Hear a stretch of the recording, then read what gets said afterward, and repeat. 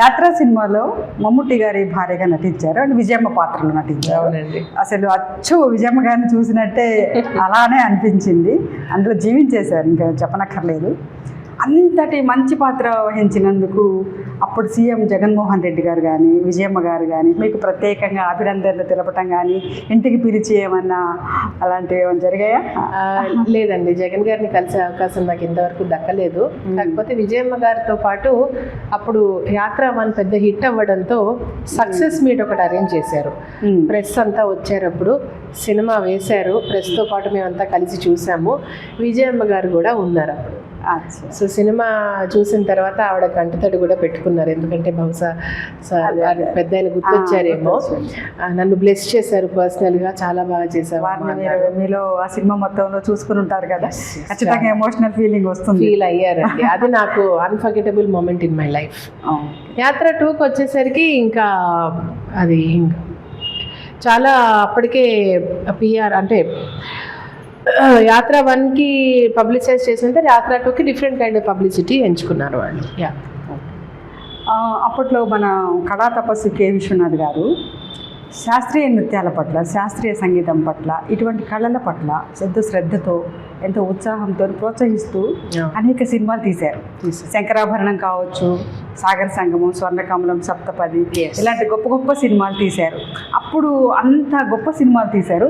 ఇప్పుడు ఆ కళను ఉద్దేశించి అదే సబ్జెక్టుగా చేసుకొని ఇప్పుడు దర్శకులు కానీ ప్రొడ్యూసర్స్ కానీ ఈ మూవీస్ తీయకపోవడంలో, అంటే తీయడానికి సాహసించకపోవడంలో ఏమన్నా కారణాలు మీరు చెప్పగలరా? చాలా ఆలోచించానండి నేను కూడా, ఎందుకు ఇంకా ఆయన తర్వాత ఆ స్థాయిలో కళలని చూపించలేకపోయారే అని. ఇన్ఫ్యాక్ట్ యాజ్ అన్ ఆర్టిస్ట్ చాలా బాధపడ్డాను నేను, ఎందుకంటే మళ్ళీ అది మనం చూడాలనుకుంటాము. ఇంకా చెప్పాలంటే నా కెరియర్లో క్లాసికల్ డాన్స్ బేస్డ్ సాంగ్ కన్నా నిద్రించరా రావటం, అది కూడా మొదటి సినిమాతోనే చాలా పెద్ద, నాకు అది జాక్ పాట్ అనే చెప్పుకోవాలి. బట్ వాస్తవం ఏమిటంటే ఆ పాట తర్వాత మళ్ళీ ఆ పాట స్థాయికి చెందిన మరో పాట వచ్చిందా? I don't know. ఆలోచించాల్సిన విషయం. 7 ఏళ్ళు అయింది, 8 ఏళ్ళు అవుతుంది ఆల్మోస్ట్ ఇప్పుడు ఈ సంవత్సరం, అయినా మనం కన్నా నిద్రించడనే తలుచుకుంటున్నాం. That means classical songs and classical dances చాలా ఆదరణకి తక్కువ గురవుతున్నాయని చెప్పుకోవాలి. సో ఆ డిపార్ట్మెంట్లో మనకి కావాలి, స్టాంప్ వేసేవాళ్ళు ముందుకు రావాలి. అయితే అప్పట్లో పాత సినిమాలకు వెళ్తే మనం వైజయంతిమాల గారు, పద్మిని, రాగిణి, లత, ఎల్ విజయలక్ష్మి ఇలాంటి గొప్ప గొప్ప నృత్యమండలు, వాళ్ళందరూ కూడా ఆ సినిమాల్లో ప్రజల్ని, ప్రేక్షకుల్ని బాగా అలరించారు వాళ్ళ నృత్యంతో. ఆ తర్వాత చూసుకుంటే మనము మంజు భార్గవి గారు, ప్రభ గారు, శోభన గారు, జయప్రద, భానుప్రియ, ఈవెందో రమకృష్ణ గారు కూడా. Yes, very good. సో వీళ్ళందరూ కూడా ఆ తరానికి వచ్చేసరికి వాళ్ళు. అయితే మీరు ఈ ఫీల్డ్లో ఉన్న తర్వాత ఈ తరంలో ఏ హీరోయిన్ అయినా కానీ ఇప్పుడు కల్చరల్ అంటే క్లాసికల్ డ్యాన్స్ నేర్చుకుని క్లాసికల్ డ్యాన్స్ ప్రదర్శించే విధంగా మీకు ఎవరైనా తారసపడ్డారా? ఓన్లీ సాయి పల్లవి.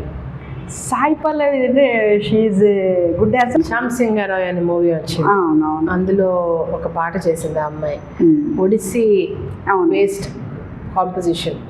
ఎక్కడ కూడా ఈ అమ్మాయి ట్రైన్డ్ కాదు అని మీరు తప్పు పట్టలేరు, అంత పర్ఫెక్ట్గా చేసింది. ఆ గ్రేస్ ఉంది.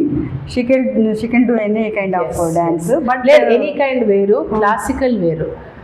ఆ అమ్మాయిలో క్లాసికల్ చేసే కోణం ఉంది అని నేను మీరు ఒక నృత్య కళాకారిణిగా మీరు అది గుర్తుపట్టగలిగారు. ప్రస్తుత జీవన శైలిలో మనము చూసుకుంటే మన కళలు, సాంప్రదాయాలు, కట్టుబాటు, ఈ సంస్కృతి ఇవి ముందుకెళ్ళే అవకాశాలు ఉన్నాయంటారా? 100% ఉన్నాయండి. ఉన్నాయండి. అంటే ఇంకా గవర్నమెంట్ నుంచి మనకి ఇంకా ఏమన్నా ప్రోత్సాహం కానీ సహకారం కానీ ఇస్తే కూడా బాగుంటుంది అంటారా? 100% బాగుంటుంది. పెద్ద పెద్ద గురువులే, అశోక్ గుర్జలే గారు అని వైలిన్ గురువు ఉన్నారు, ఆయన ఇన్స్టిట్యూట్ పెట్టి 27 years అవుతుంది ఇప్పుడు ఈ సంవత్సరం. అలాంటి పెద్ద పెద్ద వాళ్ళు కూడా గవర్నమెంట్ నుంచి సపోర్ట్ ఎక్స్పెక్ట్ చేస్తున్నారు. అదే కాక నా దృష్టిలో భారతదేశంలో కాదండి, బయట ఉన్న భారతీయులు, వేరే కంట్రీస్లో ఉన్న భారతీయులు, ఎన్ఆర్ఐస్ అందరూ కూడా చిన్నప్పటి నుంచే పిల్లలకి శ్లోకాలని, సంగీతం, నృత్యం నేర్పడంతో the culture is going forward అండి. చాలా గొప్ప విషయం ఇది. కాకపోతే ఇక్కడ మనం గుర్తించాల్సింది ఏంటంటే, నేర్చుకున్న వాళ్ళంతా, నేర్పించే వాళ్ళంతా, చూసే వాళ్ళంతా, చేసే వాళ్ళంతా కూడా క్వాలిటీ మెయింటైన్ చేస్తున్నారా లేదా అదొక్కటే మనం ఆలోచించాలి.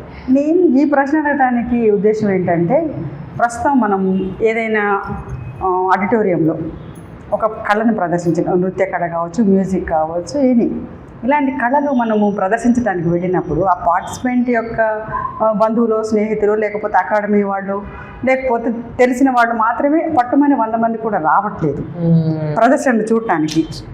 సో అలాంటి ఒకప్పుడు ఒక నృత్య ప్రదర్శన అంటే అసలు పబ్లిక్ ఎట్లా ఉండేదండి. అప్పుడు టికెట్ పెడితే కూడా వచ్చేవాళ్ళు, ఇప్పుడు ఫ్రీగా చూడటానికి కూడా రాలేని పరిస్థితులు వచ్చినాయి. దీనికి వీటి మీద ఏ ప్రభావం పడి ఉంటుంది అంటారు? డైరెక్ట్గా ఒక రీజన్ మనం ఎంచుకోవాలంటే సోషల్ మీడియా అండి. అంటే మనకు ప్రతిదీ ఇప్పుడు ఫోన్లో అవైలబుల్ ఉంది. టక్కనే నాకు ఏం కావాలన్నా ఒక్క బటన్తో పనులు అయిపోతున్నాయంటే పక్క రూమ్కే సోంబరితనం వచ్చేస్తుంది.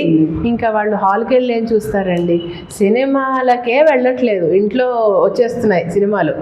అలాంటిది అదొక రీజన్. సెకండ్ రీజన్ ఏంటంటే, ఒక కళని అప్రిషియేట్ చేయాలంటే ఆర్ట్ నేర్చుకోవడం ఎంత ఇంపార్టెంటో, ఆర్ట్ అప్రిసియేషన్ అదొక పెద్ద సబ్జెక్ట్. అంతే. మీరు కళాకారులు ఉండాల్సిన అవసరం లేదు, కళని గుర్తిస్తే చాలు. బికాజ్ చేయటం ఇద్దరు చేస్తారండి, చూడడానికి 100 మంది కావాలి. ఈ 100 మందిని మనం తయారు చేయగలుగుతున్నామా ఈజ్ ద క్వశ్చన్. మీరు స్కూల్, కాలేజ్ అప్పటి నుంచే పిల్లలకి వైలన్, సంగీతం, స్పోర్ట్స్తో పాటు, ఎందుకంటే మనం చదువు కాకుండా వేరే రంగాల్లో పిల్లల్ని వేస్తే ఆటోమేటిక్గా వాళ్ళ బ్రెయిన్ షార్ప్ అయ్యి వాళ్ళు ఎదుగుతారు, మంచిగా ఓవరాల్ పర్సనాలిటీ డెవలప్ అవుతుంది. ఎక్స్ట్రా కరిక్యులర్ యాక్టివిటీ అనేది ఖచ్చితంగా ఉండాలండి. As a teacher you also must be knowing that 100% important అండి. అప్పుడు ఒక 8 ఏళ్ళ అబ్బాయిని, 10 ఏళ్ళ అమ్మాయిని రానా వెళ్ళి కాసేపు చూద్దాం, కాన్సర్ట్ చూద్దాం, ఆ ఏజ్ నుంచి మీరు మొదలు పెడితే, ఎలాగైతే మనం గుడికి వెళ్ళడం అలవాటు చేస్తామో, పుస్తకం చదవటం అలవాటు చేస్తామో, అలాగే సంగీతం వినడం, వినికిడితో చాలా వస్తుందండి. నృత్యం చూడడం, మా అమ్మ చిన్నప్పుడు విశ్వనాథ్ గారి సినిమాలు కూర్చోబెట్టి చూపించేవారు. మేబీ టుడే దట్స్ వై నేను యాజ్ అన్ యాక్టర్ చాలా రిలేట్ అవ్వగలుగుతాను. ఉంటుంది కూడా ప్రభావం ఉంటుంది, చాలా ప్రభావం ఉంటుంది. సో పేరెంట్స్ మీద ఆ భారం ఉందండి, టీచర్స్ మీద, పేరెంట్స్ మీద. మీరు యంగ్ ఏజ్లోనే వాళ్ళకి ఇవన్నీ చూపిస్తే ఏంటంటే బ్రెయిన్ ఆటోమేటిక్గా అదే వాళ్ళు పెద్ద అయ్యాక మన పాశ్చాత్య ప్రపంచం అన్నీ చూసి they will not get easily influenced. అరే మనకంటూ ఈ గుర్తింపు ఉంది కదా. ఒకవేళ వాళ్ళు మొత్తం వేషధారణ అన్నీ మారిపోయినా కూడా లోపల ఒక ఇండియన్ ఎసెన్స్ ఉంటుంది, దాన్ని మనం కాపాడుకోవాలి, ఆ ఫ్లేవర్ని కాపాడుకోవాలి. You can be anything, in fact గ్లోబల్గా ఉండాలి. Tomorrow when I go to France, when I go to, I have to interact with them. ఆ గ్లోబల్ మైండ్ సెట్ ఉండాలి, ప్రతి ఒక్కరికి ఉండాలి. దాంతోపాటు మన ఐడెంటిటీ కూడా నిలబెట్టుకోవాలి, లేదంటే మనం కొట్టుకుపోతాం అని నా నమ్మకం. మరొక ప్రశ్న అండి, మీరు ఇప్పటి వరకు చేసినటువంటి సినిమాలు అనేక దర్శక దిగ్గజాలతో పనిచేశారు. మీరు రాజమౌళి గారు కావచ్చు, తర్వాత సందీప్ రెడ్డి వంగ వారితోని, మహి గారితోని, ఇంకా అనేక దర్శకులతోని మీరు చాలా సినిమాలు చేశారు. వారి శైలి ఎలా ఉండేది, వారితో మీరు చేసినటువంటి సినిమాల ఎక్స్పీరియన్స్ మాతో కొంచెం.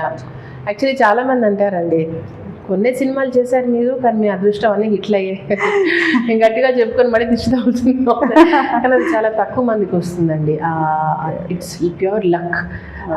చేసిన కొద్ది సినిమాలు అందరూ కూడా మంచి మంచి డైరెక్టర్స్ అవ్వడం, ఫస్ట్ టీవీ షోనే కేవీ విశ్వనాథ్ గారితో రావడం, ఫస్ట్ సినిమానే రాజమౌళి గారితో రావడం, ఏంటో రియల్లీ ఇట్స్ ఆల్.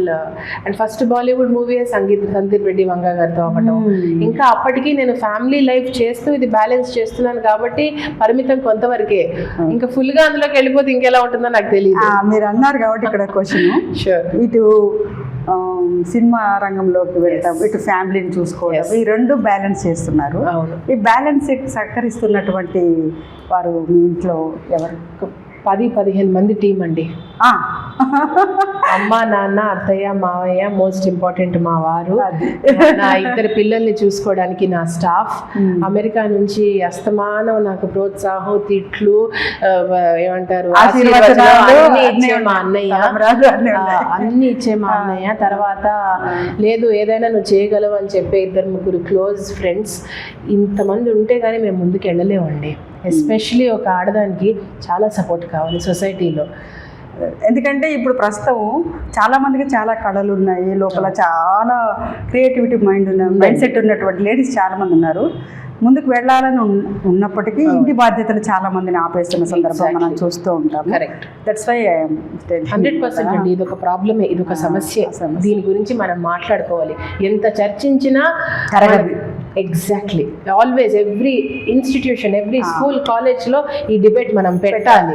ఎందుకంటే ఆ లెవెల్లో మనం పిల్లలు దీని గురించి మాట్లాడడం స్టార్ట్ చేస్తే 40 ఏళ్లకో వాళ్ళకి కన్ఫ్యూజన్ రాకుండా ఉంటుంది. లేదా వాళ్ళ తల్లిదండ్రులను చూసి పాపం ఇదే అనుకుంటారు వాళ్ళు. But they have to understand that ప్రపంచం మారుతుంది. మారుతున్న ప్రపంచం రాకెట్ యుగం, రోబో యుగం అన్నీ వచ్చేసి ఎంతో ముందుకు పోతుంది, ఎంతో ఫార్వర్డ్ అయిపోతుంది కల్చర్ అనుకున్నప్పటికీ స్త్రీ బాధ్యత అనే దగ్గర ఒక చట్టం ఏర్పడుతుంది అనేది మనం ఏర్పడుతుందండి, అది మాత్రం తప్పదు. ఈవెన్ మేము అనుకుంటాం షూట్స్లో వెళ్ళినప్పుడు రాధికా శరత్ కుమార్ గారితో ఒక వెబ్ సిరీస్ చేశాను. ఆవిడ షూట్ మధ్యలో వీడియో కాల్లో వాళ్ళ పనమ్మాయితో వాళ్ళ అమ్మాయితో చేశారా, I could totally relate to her. మేము అంతే, బ్రేక్ దొరకని ఇంట్లో ఏమవుతుంది, పిల్లలకి పెట్టావా చేసావా. అనసూయ గారు కూడా ఒక ఇంటర్వ్యూలో అనడం చూశాను, నాకు ఏ బ్రేక్ దొరికినా ఫస్ట్ ఇంట్లో ఏమవుతుంది. సో మనం బయట అడుగు పెట్టినా ఇంట్లో ఏ షెల్ఫ్లో ఏ డబ్బాలో ఏముందో మనం చెప్పగలుగుతాం, ఎందుకంటే మనకు అది న్యాచురల్గా వస్తుంది కాబట్టి. అండ్ అనుష్క గారు నాకు బాహుబలి షూట్లో చెప్పారమ్మా, ఏం చెప్పారంటే, నువ్వు ఇప్పుడు ఈ అడుగుతో ఈ మాయా ప్రపంచంలో నువ్వు అడుగు పెట్టబోతున్నావు, ఇందులో it's very easy to get lost, ఎందుకంటే చాలా గ్లామరస్గా ఉంటుంది, చాలా మ్యాజికల్గా ఉంటుంది, కాకపోతే ఇది శాశ్వతం కాదు అన్న విషయం నువ్వు తెలుసుకోవాలి. నీకు ఏనాడో తెలిసే బదులు నేను నీకు ఇవాళే చెప్తున్నాను, ఇదేది శాశ్వతం కాదు. చాలా శాశ్వతం ఏంటంటే నీ సొంతంగా నువ్వేంటో అది నిలబెట్టుకోవాలి ఫస్ట్. దానికి కరెక్ట్ నీ ఫ్యామిలీ సపోర్ట్ ఉండాలి. మమ్మల్ని బాగా ప్రేమిస్తారండి జనాలు. మేము బయటకు వెళ్ళగానే మా నటులకి ఒక వచ్చిన గాడ్స్ గిఫ్ట్ ఏంటంటే అభిమానులు, పీపుల్ లవ్, అభిమానులు అలా పెరిగిపోతుంది. ఆ ప్రేమ, ఆ పిచ్చి కోసమే మేము చేస్తామండి. ఎందుకంటే ఐ రిమెంబర్ బాహుబలి షూట్ అప్పుడు నేను అడగాలని రాజమౌళి గారు ఒక సన్నివేశం జరుగుతోంది, గేట్ ని తన్నుకుంటూ వచ్చేస్తున్నారు జనాలు, పక్కన వాళ్ళకి తెలిసింది ఇలా షూట్ అవుతున్నట్టు. సెక్యూరిటీ వాళ్ళేమో కొంచెం కఠినంగా వాళ్ళని ఆపాలని చూస్తున్నారు. సార్ వచ్చి ఒక చాలా అందమైన మాట అన్నారు రాజమౌళి గారు, ఎందుకయ్యా అలా మాట్లాడుతున్నారు వాళ్ళతో, ఆ పిచ్చి కోసమే కదా మనం సినిమా తీస్తున్నాం కదా, అది లేకపోతే మనకి ఎందుకు job, please be nice to them అని ఒక మాట అన్నారు. అవన్నీ చూసి నాకు అర్థమైంది. ఇప్పుడు ఎందుకంటే అప్పుడప్పుడు ఇంకోసారి చాలాసార్లు మనకు ఓపిక ఉండదు, అందరూ వచ్చి మాట్లాడుతూ ఉంటారు, అబ్బా అనిపిస్తుంది. బట్ అప్పటికప్పుడు మనం చెప్పుకోవాలి, లేదు దీనికోసమే కదా, వితౌట్ దెమ్ వీఆర్ నథింగ్ అనేది ఎప్పుడు మర్చిపోవద్దు. అదే నేను మిమ్మల్ని అడగాలనుకున్న ప్రశ్న కూడా, ఆ షూట్లో అనుష్క గారితో, రాజమౌళి గారితో, ఆ పాట షూటింగ్ టైంలో ఆ టీంతో మీకున్న మర్చిపోలేని సంఘటనలు ఏమైనా చెప్తారేమో అని అంటే ఒకటండి, ఏంటంటే తెలియనితనంలో తెలియని వయసులో చేసిన సినిమా అది. So everything was a new experience, ఒక పిక్నిక్ లాగా అయిపోయింది. ఇంకెవరో అన్నారు, మంచిదైంది నువ్వు అలా ఇన్నోసెన్స్లో చేయటం అనేది, తెలియకుండా నువ్వు చేసేసావు, బాగా ప్రిపేర్ అయ్యి అన్నీ తెలిసి వెళ్తుంటే అలా అది పండేది కాదేమో. ఒక దారి తెలిస్తే అందులోనే వెళ్తారు, 4 దారులు తెలిస్తే కన్ఫ్యూజన్ ఉంటుంది. సో ఒక ఫ్రెష్నెస్తో నువ్వు చేయటం అనేది అందులోనే ఉంది. అది కూడా కలిసి వచ్చింది. మేబీ తెలిసి ఉంటే కాన్షియస్ గా ఫీల్ అయ్యి మీరు అన్నట్టు అది ఓటుకోట అయ్యేది అంటారు కదా మన హైదరాబాద్ లో, అలా అయ్యేదేమో. బట్ ఏమీ తెలియకుండా okay this is also one more programme కదా అన్నట్టు చేశాను. ఎంజాయ్ చేస్తూ చేయడంతో ఈవెన్ టిల్ డేట్ ఆ బాహుబలిలో నాది అనుష్క మధ్య ఆ పాటలు అలా ఇట్స్ రియల్లీ అమేజింగ్ అనుకుంటాను నేను ఈ రోజుకి. ఆ పాట ఎన్ని రోజులు షూట్ చేశారు? పాట ఒక 5 రోజులు చేసామండి. ఈవెన్ మొన్న చిరంజీవి గారి సినిమాలో విశ్వంబరలో ఒక పాట కూడా 5 days షూట్ చేశారు. మీరే ఒక డాన్సరు, ఆ పాటకి కొరియోగ్రాఫర్ ఎవరు? ప్రేమ్ రక్షిత్ మాస్టర్ గారు అని మన నాటు పాట కొరియోగ్రాఫ్ చేశారు కదా, ఆయనేనండి. ఆయన ఒక మంచి డాన్సర్ లాగా నన్ను గుర్తించి నేను చేసే స్టెప్లో నువ్వు చేసుకో అమ్మా, ఏమన్నా మోడిఫికేషన్ చేసుకోవాలంటే నాకు ఫ్రీడమ్ నాకు ఇచ్చారు. అది I felt very special. Already experience ఉంది కదా, ఇది మీ ఫీల్డే కదా, ఏమన్నా చిన్న మార్పు ఏమన్నా. సో నా స్టెప్ మాత్రం నేను మోడిఫై చేసుకున్నాను కొంతవరకు. నేను ఆ పాట చూసినప్పుడు 2 హీరోయిన్లు ఇందులో అనుకున్నాను. మీరు కూడా అంత బాగా కనపడ్డారు అనమాట. నాకు ఆ ఇంపాక్ట్ నేను తర్వాత అర్థం చేసుకున్నాను. చెప్తున్నాను కదా, ఆ తెలియనితనంలో హ్యాపీగా హ్యాపీగా జాలీగా అయిపోయింది. మీ తర్వాత అర్థమైంది ఆహార్యం కూడా మీరు ధరించినటువంటి కాస్ట్యూమ్స్ కానీ ఒక టాప్ వల్ల అదే అంటున్నా హీరోయిన్ కి ఈక్వల్ గా ఉన్నాయి. మీరు చెప్పే పాయింట్ నేను చెప్తున్నాను ఏంటంటే హీరోయిన్ కి ఈక్వల్ గా ఒక పాటలో అవకాశం రావడం ఎంత గొప్ప విషయమో నాకు తర్వాత తెలిసింది.